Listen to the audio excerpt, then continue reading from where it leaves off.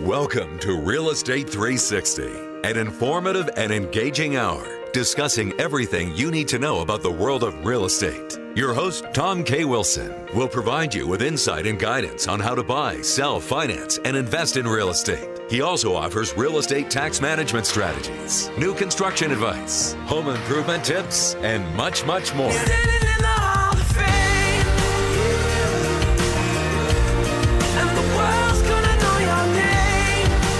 Now, here's your host for Real Estate 360, Tom K. Wilson. Well, welcome. Thanks for coming back. We've got a nice program for you today, and thanks for coming to listen to Real Estate 360, your number one source for all of your real estate needs and education. We are broadcasting from the number one business radio station in the San Francisco Bay Area, KDOW, AM 1220, the Wall Street Business Network. I'm Tom Wilson, your host for the Wednesday edition of Real Estate 360. Comes to you daily, Monday through Friday at 3 p.m., along with my co-host, Joe Kuchera and Lori Graymont. So I invite you to tune in on those days and look for their podcasts. They've got an extended variety of guests and topics on real estate, and we're glad to have you back here. If you can't catch the live show for theirs or ours, you can find the podcast on Real Estate 360, re360radio.com.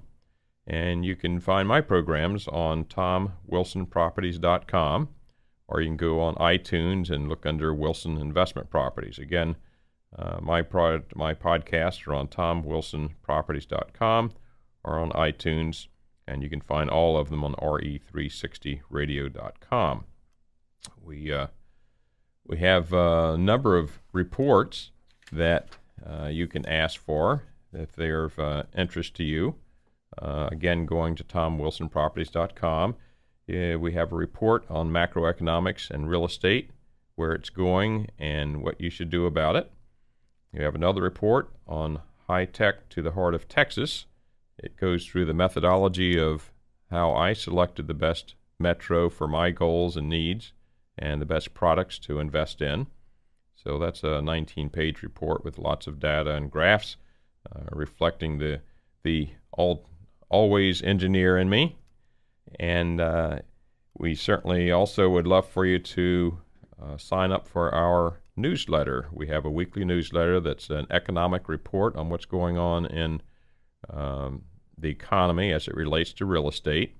And that is comes out weekly. It's about a 1-minute read, and it saves you from looking at zillions of other pieces of information to try to boil it all down. It's written by an economist for us, and Howard Blum, who's up in Novato region, and he does a great job of summarizing what's going on throughout the country and world, for that matter.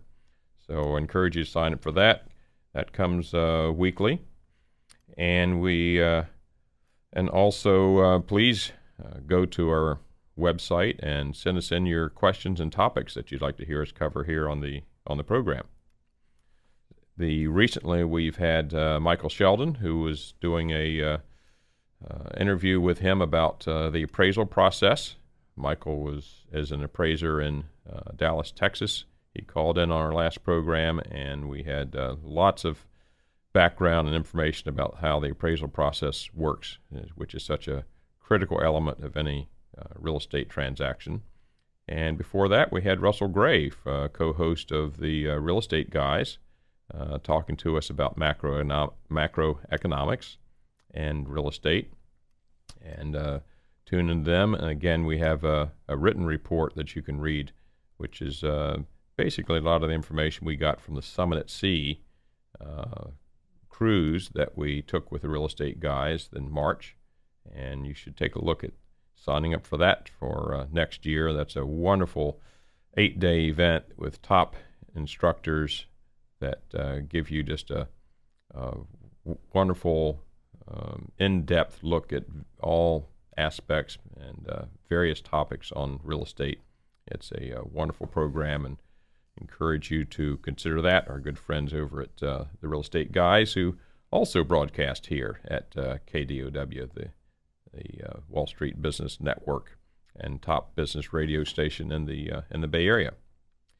Today we're going to talk about a topic which is not covered very often, but I think important, especially today, these days in the internet world, and that is photography and how to present your property that you have for sale in the best visible manner that you can.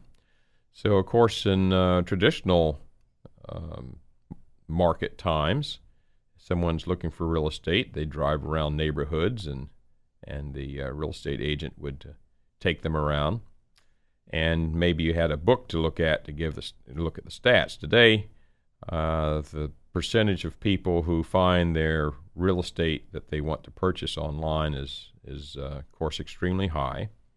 And what's other than the numbers, what do they have to look at? The pictures. And unfortunately, I amazed and disappointed at how poor many of the pictures and photographs are that people use to represent their product. And that's the first thing that people see. And it does affect whether or not people want to explore more. So it is I've been an amateur photographer for almost 50 years, and I do some event photography, and I've done a fair amount of other photography. And I find that it's be very easy to have much better pictures and better representation of the real estate than people realize. It does take a little work, and so these items I'm going to discuss you can do yourself, or at least you know what kinds of questions to ask a professional photographer and how to select one, and to direct your agent to select one that's going to do a very good job for you. And most of these items that I'm going to discuss apply to photography in general. So if you're interested in photography in general and want to make sure your real estate gets represented the best, then I think some of these items will be of interest to you. We also have we've written an article on this that you can also go to TomWilsonProperties.com and ask for it. And it's titled Stamp Out Drive-By Shootings. And whether you realize it or not, most pictures that you see for real estate, at least for median price houses and maybe lower, the agent hires somebody to take the picture, and they literally often do not get out of the car. They roll down the window and they take a shot from the car because they're getting paid, $5 or $10 per house, and their object is to get to as many houses as they can and snap a shot. So as you can imagine, that doesn't do a very good job in representing the house as good as it can. So let's talk about the equipment for starters. Can a point and shoot camera take a decent picture? Absolutely. They do a pretty good quality job of the clarity of the picture and lighting and so forth. The one thing it doesn't do is to reflect a wide angle of view, and that is pretty critical in architecture. And so I recommend, instead of a point and shoot, that you get yourself a digital single lens reflex. Probably the most popular model these days that people see is the Canon Rebel, which they've made very popular over time by having so many features at such a reasonable cost. And if you buy one brand new with a lens on it, it's probably going to cost you $900. If that's something you don't want to do, you can find them secondhand for much less.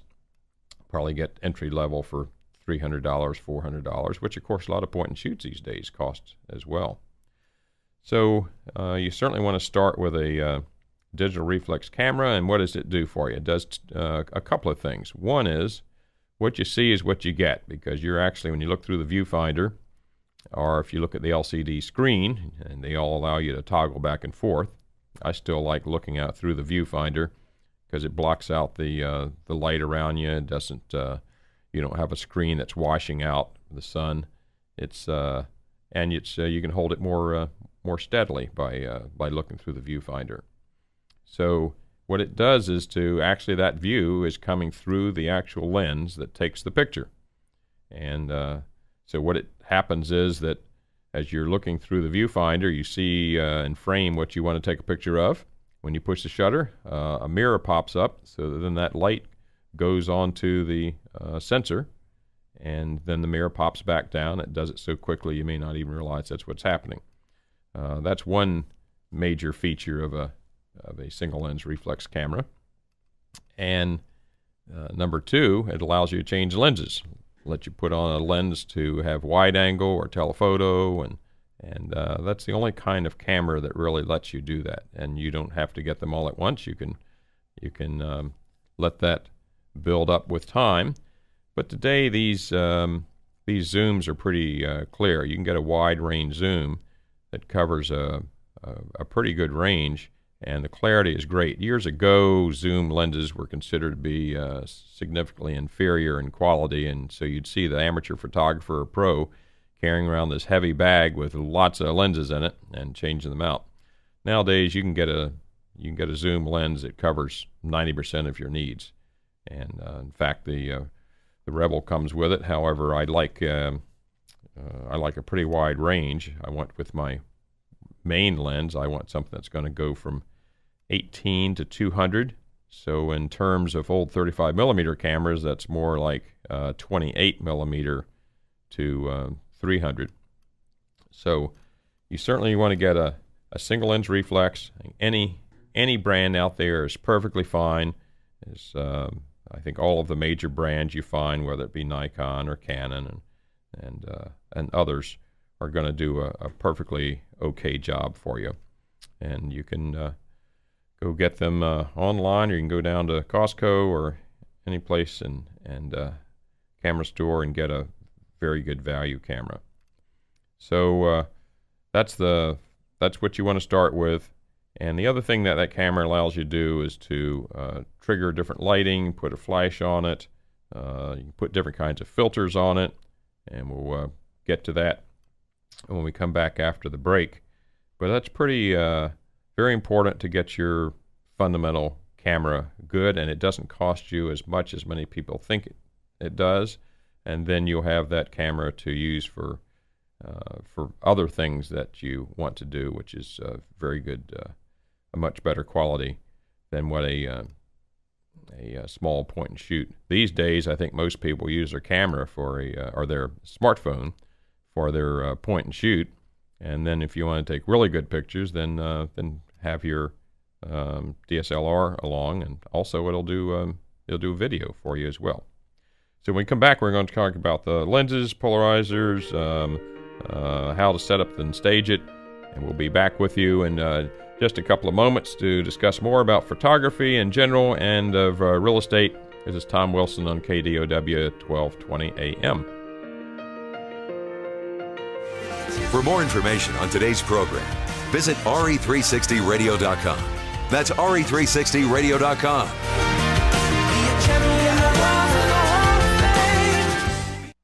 For more information on today's program, visit RE360radio.com. That's RE360radio.com. Now, here's your host for Real Estate 360, Tom K. Wilson. Welcome back. We're talking today about photography and how important that is to real estate, because it's being portrayed mostly. People's first image is usually by a picture of it rather than driving by these days. So it's even more important for either you to take good pictures and give it to your agent, or use it yourself if you're selling it yourself, but which I don't generally recommend. And to, if nothing else, to ask about the agent or the photographer to make sure that they're taking the best quality pictures to represent your piece of real estate. It's a very expensive product, and it's pretty important to show a good image of it. So in the last segment, we talked about the importance of having a single lens reflex camera, and digital versions today are referred to as DSLRs. And the entry-level Canon Rebel is one of my favorites. And you can, the advantage is you can change lenses, you can what you see is what you get, because your viewfinder is looking through the same lens that takes the actual picture, and you can put on filters and external flash and so forth. So let's talk about the lens. A point and shoot camera will go to an angle which is fair, but not nearly as good as you need to take a really good perspective of real estate. And there's a couple of reasons why wide angle is important. One, if you're inside the house, you can always compensate outdoors with getting a wider angle by backing up. But if you're inside a house in a room, you can only go as far as one corner of the room. And the standard point and shoot angle is just not enough to show all of the room. For example, if your home has a great room, you want to be able to, the viewer of that picture, of the pictures of that house, to see that it's a great room. Well, if you have a normal angle camera, you cannot get in the most any position in that great room and show all of it. You really need a wider angle. And you need at least as wide as a 18 millimeter in digital terms, or equivalent to 28 millimeter in old 35 millimeter terms. You've got to get at least that wide to be able to show a good wide perspective. You can go look at pictures from a very high quality home that's being sold, and that'll give you an idea. Almost all of those have a high-end professional photographer that's taking it, and they're all taken with wide-angle lenses. And you can look at those and they see what a wonderful job they do in making that house portray as being larger rooms and larger home than what you would see with a normal lens. So get a zoom lens that goes at least 18 millimeters wide, and that would that'll do the trick. The next thing, and especially another example I like to show is, you see pictures with a standard lens, which is in that take in the bathroom, and about the only thing you see is the toilet and maybe a corner of the tub, and you need something wider than that to be able to show the whole room. Polarizer. Polarizer will cost you from $20 to $50. It's a type of filter that screws on the front of the lens of a single lens reflex camera, and what that does is to cut out glare. And generally I use a polarizer whenever I'm taking a picture out of has sky in it, or has water in it, or that has glass that's giving you reflections. So you would be amazed if you take a picture and do it with and without the polarizer at how much difference it is. And I would recommend that for anybody that's doing photography, whether it's real estate or otherwise, especially landscapes, to do that. It has a rotating lens on the front, and what you do is you rotate that until it's the darkest, and it gives much more contrast. So that's pretty important element. That's, I think, everybody that has a single lens reflex camera should have a polarizer on it, as well as that wide angle lens. The next item that I'd suggest is a external flash. The flash that's built in is okay, but not quite as good as you really need for indoor shots. So when we come back, we're going to talk about that, what kind of views, how to get rid of the dirty laundry, and we will continue discussion of photography and real estate and photography in general. This is Tom Wilson with KDOW, AM 1220, the Wall Street Business Network. We'll be right back. For more information on today's program, visit RE360radio.com. That's RE360radio.com.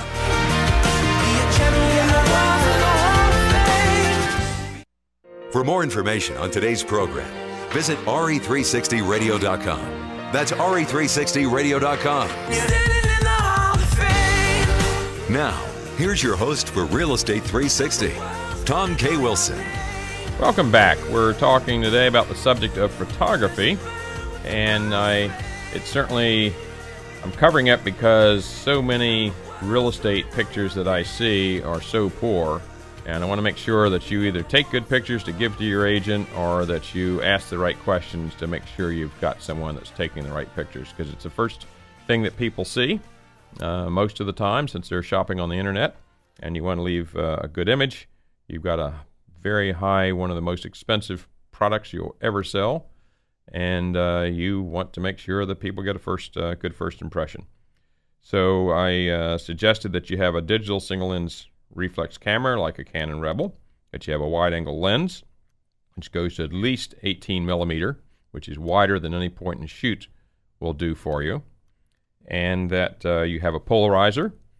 The polarizer is something that goes on the filter, goes on the front of the lens that you rotate to cut out glare, and it makes pictures with sky, water, or reflections off glass much better contrast, and bluers become blue. The blue becomes bluer, and then the next thing is external flash.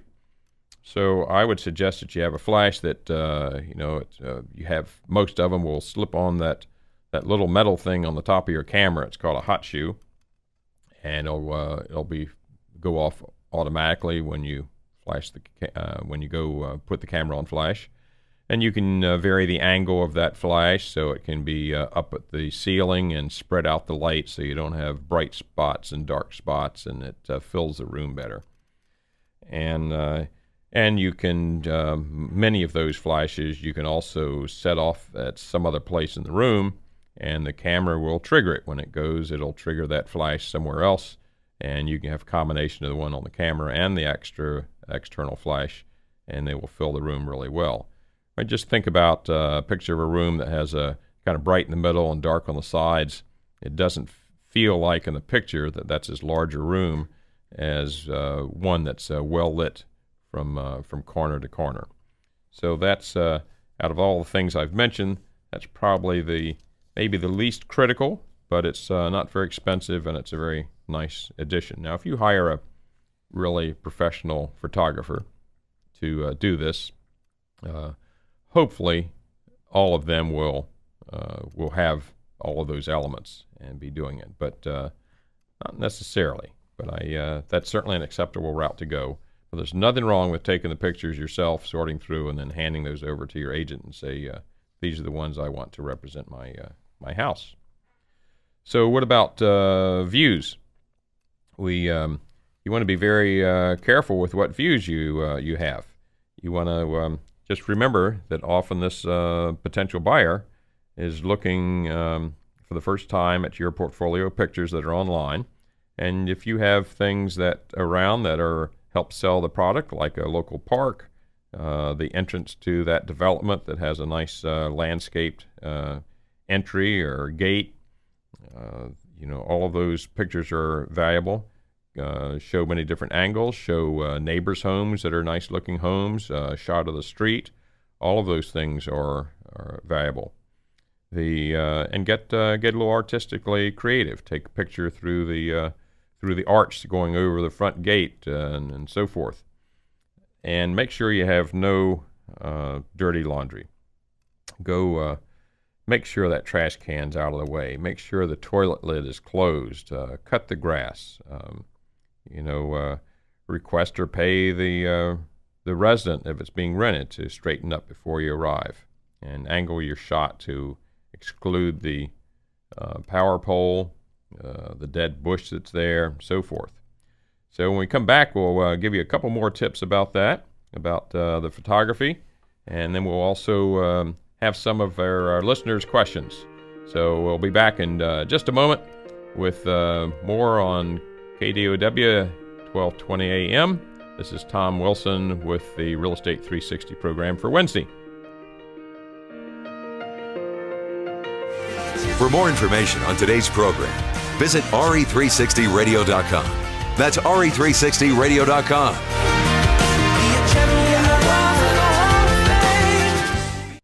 For more information on today's program, visit RE360radio.com. That's RE360radio.com.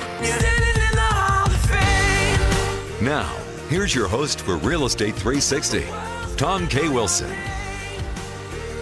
Welcome back. We are discussing today the topic of photography, which hopefully will be helpful to you in your recreational photography as well as pictures for real estate. We're talking about the equipment and now the views.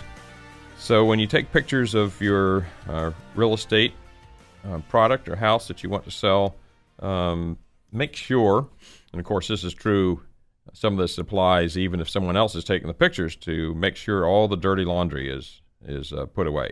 Get rid of the trash cans, make sure the grass is cut, close the toilet seat. I can't believe how many pictures I've seen of bathrooms with the toilet seats up. And just use common sense here for things that look attractive, and angle your shots to exclude things you don't want to see, or don't want to be featured, such as a dead bush or a big stain in the middle of the driveway, or things like that. And use a stepladder. It's amazing, just a little bit of angle when you get at a higher point, whether you stand on your car or have a stepladder or whatever. A little bit of an angle adds a lot of drama and grandeur to a picture. That's something that I'd recommend. And include artistic details. Things like the carriage light, or close-up of some of the flowers, or garden arch, or fireplace, anything that's going to show appeal. The lighting.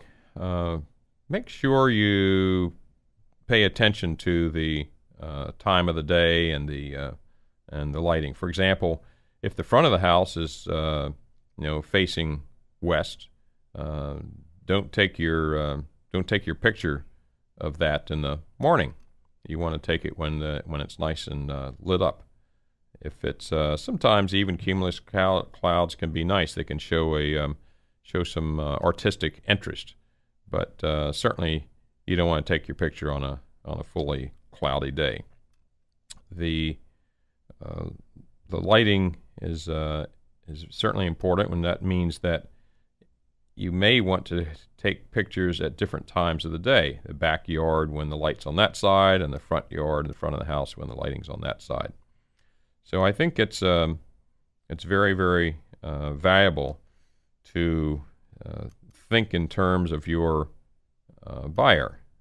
If you were a buyer and you're looking at pictures, what would you like to see? And a good, really good lesson to do is go look through other people's pictures, and you'll see a lot of them that you scratch your head and think, what in the world were they thinking about when they took this picture? It's absolutely amazing how poor some of them are. Staging. I really recommend using a stager. I've had houses that I've sold, flips that are fairly inexpensive, and I will go to the agent who's representing it, or someone that's familiar with that area, and they'll tell me something like, well, I don't think there's any point in wasting your money on staging this house because nobody else in this price range in this neighborhood stages their house. And I say, perfect. That's exactly why I'm going to stage my house. I want mine to look better than anybody else's that's in that neighborhood. And I've had very good results. It's not as a percentage of the total price of the house and what you're trying to get for it. It is not very much. And it's it's two parts. One, it's furniture that looks nice and is appealing, and a stager is certainly familiar with what the market likes. But the accessories, and making sure that there isn't too much furniture, and the colors aren't such that they turn people off, but they reflect the particular style of the home, and they reflect the times that the period of time that people were buying, and what's in fashion at that point in time. It's very valuable. Give you an example: staging for I'll say a 1,500 square foot home. I typically pay something like $2,500 for usually 2 months, and then there's a fee per month after that if it doesn't sell. Fortunately now, for most people in most parts of the country, things are selling pretty well. And just think, if you just get maybe one more offer or a few more buyers to come through and like that product. It doesn't take long to doesn't take much to justify that investment of the staging, and they do a great job in knowing what pictures to hang up where and what to do to minimize clutter, and they put down the right area rugs, and they stage the dining room table with the place settings and accessories in the bathrooms and the kitchens and so forth. It is a very very good investment to make in staging your home. I would do it for any home that you're ever considering selling. And it's fairly popular and common in even a high-end home where people have nice quality furniture. Often they have too much of it, or maybe it's a little dated, and a lot of people take all that furniture and put it in storage, and they bring in a stager's furniture, and I think it makes quite a difference. So to recap here for a moment, for good pictures of a home, make sure indeed that it's staged well, so it looks good, and I do believe that most people make up their mind pretty much if they're going to make an offer on that house by the time they get through the front door and into the main room of the home. So that curb appeal is very, very critical. But so I think when you get ready to stage a home and get its curb appeal up, you just put as much of your money as you can in the front and work your way toward the back, because indeed the curb appeal is very, very critical. And I would say 80% of your money in the front and less 20% maybe in the back, and that's going to give you the best return and have it staged properly and have good pictures taken of it. So we've been covering the topic of photography today. We'll be back in a moment for a few listeners' questions. This is Tom Wilson on Real Estate 360, KDOW AM 1220, the Wall Street Business Network. We'll be back with you in just a couple moments after these messages. For more information on today's program, visit RE360radio.com. That's RE360radio.com.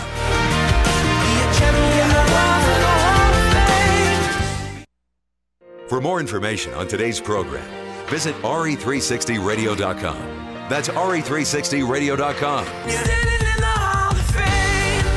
Now, here's your host for Real Estate 360, Tom K. Wilson.